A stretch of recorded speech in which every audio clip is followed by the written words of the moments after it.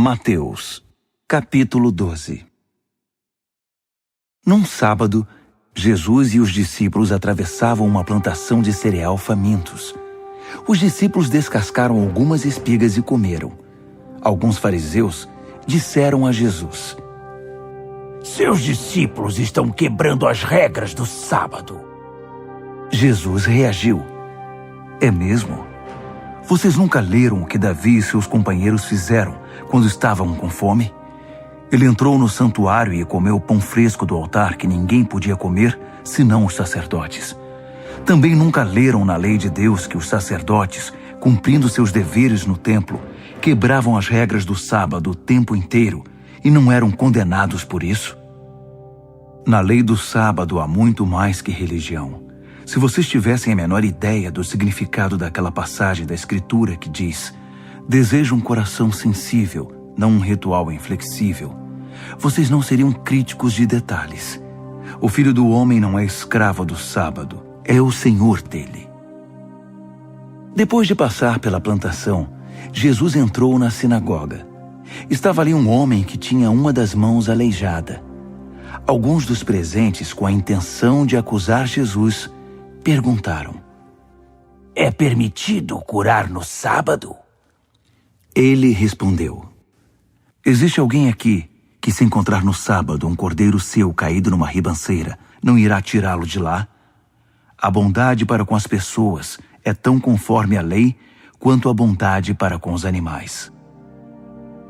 Então ele disse ao homem: "Estenda a mão." Ele obedeceu e foi curado. Os fariseus saíram furiosos, discutindo como acabar com Jesus. Sabendo que corria perigo, Jesus deixou a sinagoga, mas um grupo o seguiu e ele curou todos eles. Aconselhou-os, entretanto, a manter as curas em segredo, de acordo com as orientações de Isaías. "Observem bem meu servo, meu escolhido. Eu o amo muito e tenho muita alegria nele. Meu espírito nele está. Ele decretará justiça às nações. Mas ele não gritará, não levantará a voz, não haverá comoção nas ruas. Ele não desrespeitará os sentimentos de ninguém, nem o deixará de lado. Antes que você perceba, a justiça triunfará. O simples som do seu nome infundirá esperança, mesmo entre os que vivem longe e não creem." Marcos, capítulo 3. Depois disso, ele voltou à sinagoga e estava ali um homem que tinha uma das mãos aleijada. Os fariseus estavam de olho para ver se ele iria curá-lo, quebrando o sábado.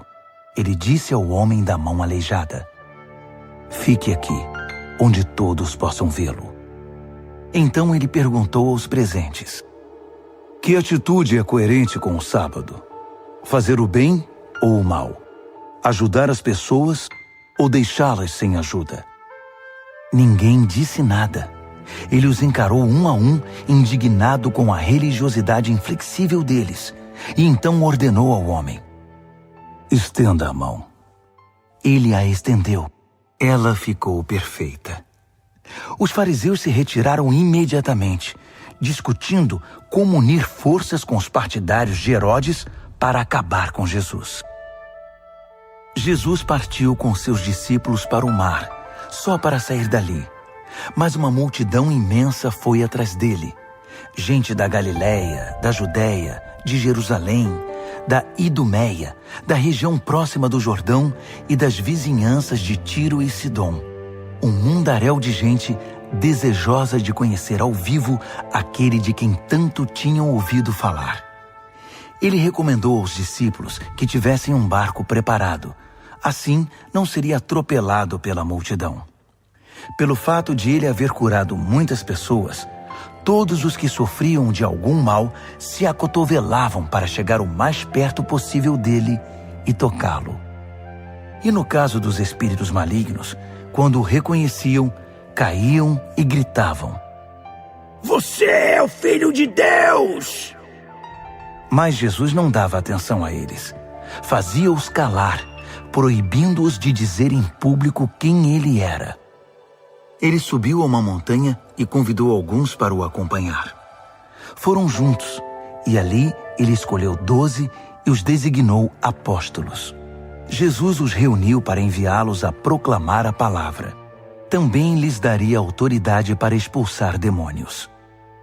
Os 12 são: Simão. Jesus mais tarde chamou Pedro, que significa rocha.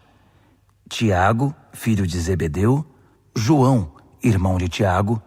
Jesus passou a chamar os irmãos Zebedeu de Boanerges, que significa filhos do trovão.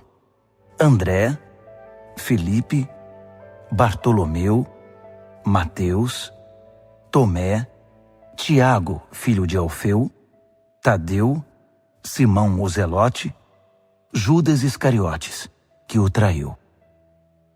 Jesus foi para casa e, como sempre, uma multidão se formou em volta. Era tanta gente pedindo ajuda que ele não tinha tempo nem para comer. Alguns parentes, informados da situação, foram tirá-lo de lá, até pela força, se necessário. Eles suspeitavam que Jesus estava perdendo o juízo. Os líderes religiosos de Jerusalém espalharam o boato de que ele estava praticando magia negra, fazendo truques diabólicos para impressionar o povo, mostrando poder espiritual. Jesus contestou a calúnia. Faz sentido um demônio lutar contra outro demônio? Satanás expulsaria o próprio Satanás? Uma família que vive brigando se desintegrará. Se Satanás expulsa Satanás, não irá se destruir? Acham que é possível, em plena luz do dia, entrar na casa de um homem forte e acordado e roubar seus bens sem amarrá-lo primeiro? Amarrem-no e então poderão roubá-lo. Faço aqui uma advertência. Não há nada dito ou feito que não possa ser perdoado. Mas se vocês persistirem nas calúnias contra o Espírito Santo de Deus, estarão deliberadamente rejeitando aquele que perdoa, rompendo relações com aquele que o sustenta. Ele fez essa advertência porque era acusado por eles de ter ligação com o maligno. Naquele momento, sua mãe e seus irmãos apareceram. Estando do lado de fora, mandaram um recado, dizendo que queriam falar com ele. Ele estava cercado pela multidão quando recebeu o recado. Sua mãe e seus irmãos estão lá fora à sua procura. Jesus respondeu: Quem vocês acham que são minha mãe e meus irmãos? Olhando ao redor para cada um dos que estavam sentados à sua volta, ele declarou: Estão bem aqui na frente de vocês. Esses são minha mãe e meus irmãos. Mais vale a obediência que laços de sangue. Quem faz a vontade de Deus é meu irmão, irmã e mãe. Lucas, capítulo 6. Num sábado, Jesus atravessava uma plantação de cereal. Enquanto caminhavam, seus discípulos colheram algumas espigas, as descascaram e comeram. Alguns fariseus reclamaram: Vocês estão quebrando as regras do sábado. Jesus reagiu: É mesmo? Vocês nunca leram o que Davi e seus companheiros fizeram quando estavam com fome? Como ele entrou no santuário e comeu o pão fresco do altar, que ninguém podia comer, senão os sacerdotes?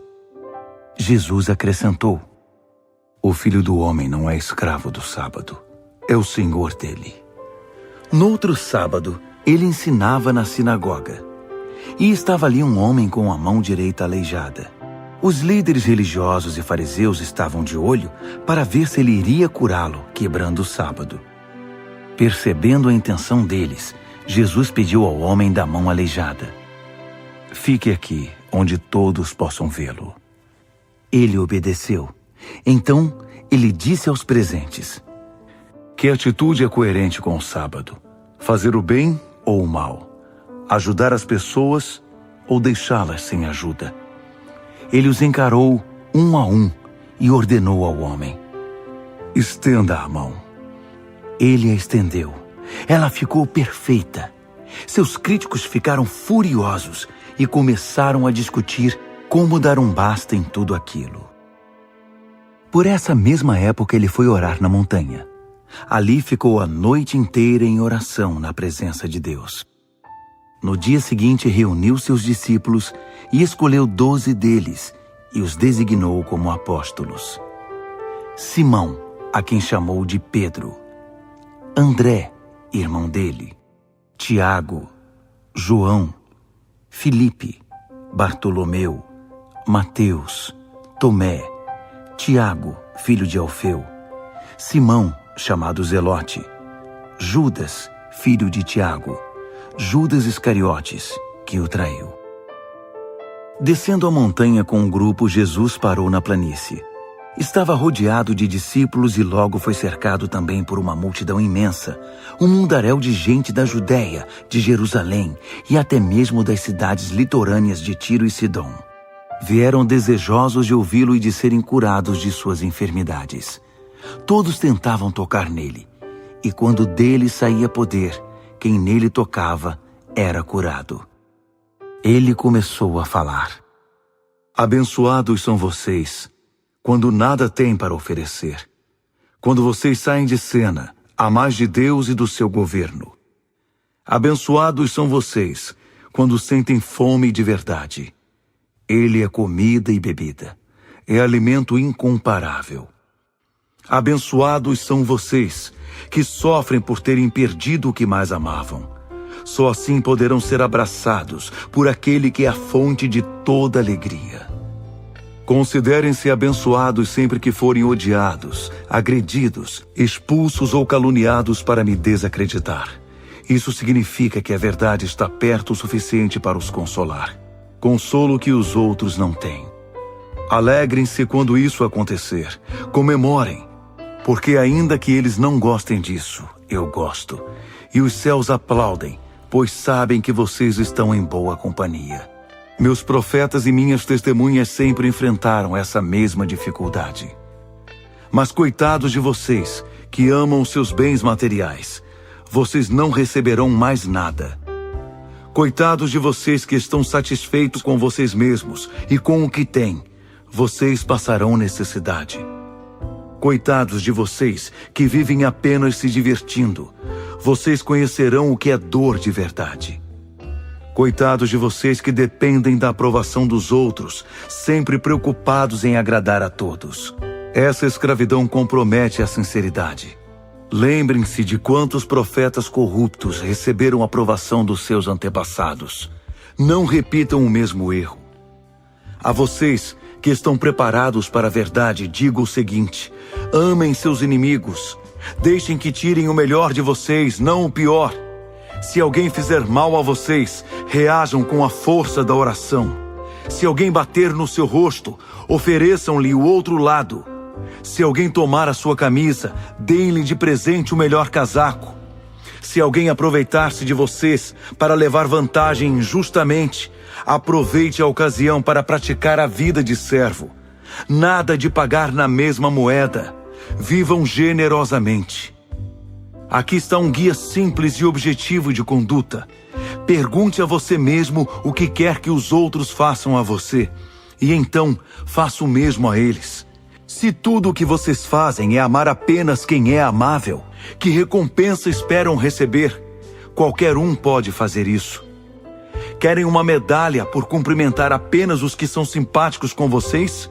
Qualquer pecador desqualificado age assim. Vocês dão apenas esperando algo em troca? Só agem quando há interesse e lucro? O pior dos agiotas age assim. Digo a vocês, amem seus inimigos. Não esperem retorno das suas doações, nem da ajuda que prestarem. Garanto que nunca irão se arrepender. Assumam sua identidade criada por Deus. Procurem imitá-lo. Vejam como ele se relaciona conosco, como ele é generoso e bondoso, mesmo quando fazemos o mal. Sejam bondosos uns para com os outros, pois o nosso Pai age com bondade com vocês. Não bombardeiem de críticas as pessoas quando elas cometem um erro, a menos que queiram receber o mesmo tratamento. Não pisem nos que estão por baixo. A situação pode se inverter. Tratem todos com bondade e a vida será muito melhor. Entreguem a vida. Vocês a receberão de volta, e não só isso. O retorno será cheio de recompensa e de bênçãos. Dar é o caminho, não ganhar. Generosidade produz generosidade. Ele citou um provérbio. Pode um cego guiar outro cego? Não caem ambos no buraco? O aluno não ensina ao mestre. O importante é escolher com cuidado aquele que será o seu mestre. É fácil ver uma mancha no rosto do próximo e esquecer-se do feio riso de escárnio no próprio rosto. Vocês têm o cinismo de dizer: deixe-me limpar o seu rosto, quando o rosto de vocês está distorcido pelo desprezo. Isso também é teatro. É fazer o jogo do sou mais santo que você, em vez de simplesmente viver a vida. Tire o cinismo do rosto, e então você poderá oferecer uma toalha ao seu próximo, para que ele também limpe o rosto. Ninguém colhe frutos podres de uma árvore boa, nem frutos bons de uma árvore doente.